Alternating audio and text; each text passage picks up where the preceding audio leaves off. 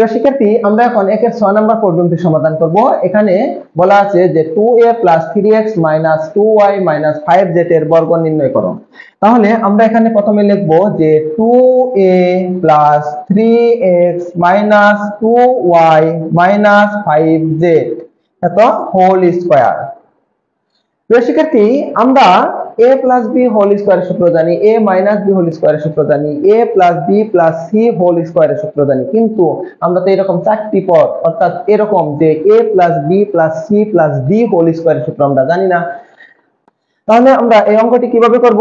এই অঙ্কটি করার জন্য প্রথমে আমরা এখন যেটা করব সেটা হলো এই 2a + 3x এটাকে একটা ফার্স্ট ব্র্যাকেটের মাঝখানে নিয়ে আসব, আর এখানে একটা মাইনাস কমন নিব। তাহলে দেখো -a plus 2y -a plus এখানে কত হবে 5z, এটা হয়ে গেল।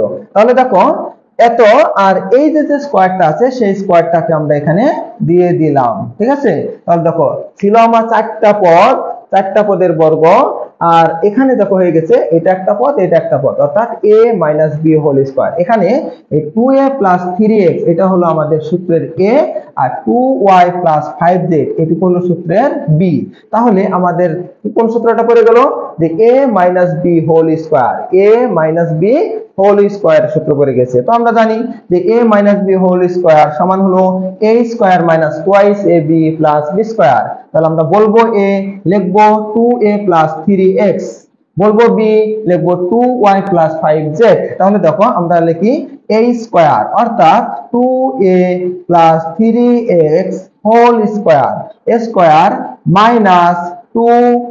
2 ab, 2a + 3x এটা হলো a, আর b হলো এখানে 2y প্লাস কত 5z এটা হলো b, প্লাস b স্কয়ার এখানে 2y + 5z এটা হলো b, এ হলো স্কয়ার। তাহলে দেখো আমরা এখানে a - b হোল স্কয়ারের সূত্র প্রয়োগ করেছি, অর্থাৎ এই সূত্রটা প্রয়োগ করেছি যে a - b whole square = a square - twice ab + b square. আমরা এখানে এই সূত্রটি প্রয়োগ করেছি।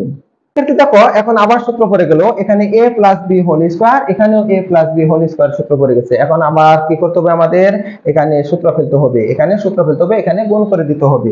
তাহলে আসো আমরা এখানে সূত্র ফেলি। তাহলে এখানে a + b হোল স্কয়ারের সূত্র পড়েছে। তাহলে দেখো a স্কয়ার, a হলো 2a whole square, a square + 2ab, এখানে 2a হলো a সূত্রের a, আর এখানে b হলো কত 3x। তারপর দেখো এখানে প্লাস b স্কয়ার অর্থাৎ 3x হোল স্কয়ার, এখানে দেখো -2 কে আমরা এইভাবে রেখে দিলাম, এখানে আমরা এটাকে গুণ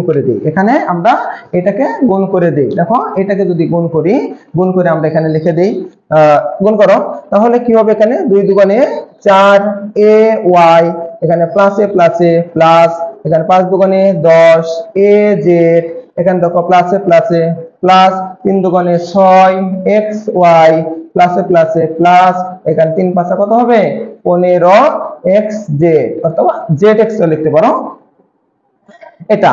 এখন এখানে আবার সূত্র পড়ে গেছে a + b হোল স্কয়ার। তাহলে দেখো এখানে a + b হোল স্কয়ার মানে কি a স্কয়ার, এই হলো a, এই হলো square, a square + twice ab অর্থাৎ 2 * 2y * কত 5z, এটা হলো twice ab প্লাস হলো b স্কয়ার অর্থাৎ 5z হোল স্কয়ার।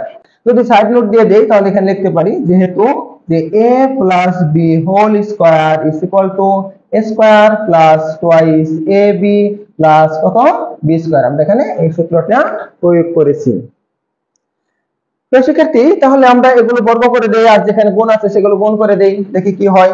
তাহলে দেখো এখানে 2k স্কয়ার করলে এখানে হবে 4, আর ak স্কয়ার করলে হবে a স্কয়ার, প্লাস এখানে 3 দুগুণে 6, 6 দুগুণে 12 ax, প্লাস এখানে 3 3 কে 9 x স্কয়ার, আর এখানে -2 দ্বারা গুণ করে দাও। তাহলে দেখো মাইনাসে প্লাসে মাইনাস, 4 দুগুণে 8 ay, এখানে হবে মাইনাসে প্লাসে মাইনাস, 10 দুগুণে এখানে কত হবে 20, তাহলে দেখো এখানে আছে কত az, মাইনাসে প্লাসে মাইনাস 6, 6 দুগুণে 12, এখানে কত হবে 12 এক্স ওয়াই এখানে মাইনাস প্লাসে মাইনাস, এখানে 15 দুগুণে কত হবে 30, ওখানে কত হবে এক্স জেড।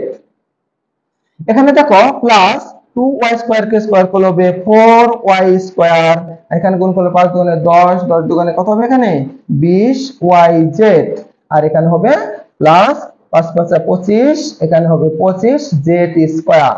তাহলে দেখো প্রিয় শিক্ষার্থী, এটাই ধরতে গেলে আমাদের অঙ্ক হয়ে গেল। তো আমরা একটু সাজিয়ে দিতে পারি, যদি সাজিয়ে দেই তাহলে দেখো আমরা a স্কয়ারের টার্মটাকে আগে লিখি, তাহলে 4a স্কয়ার এবং প্লাস 9x স্কয়ার, তারপর দেখো যেন y স্কয়ারের টার্মটা লিখি, তাহলে 4y স্কয়ার, তারপরে যদি আমরা লিখি z স্কয়ারের টার্মটা, এখানে আছে 25 প্লাস 25z স্কয়ার।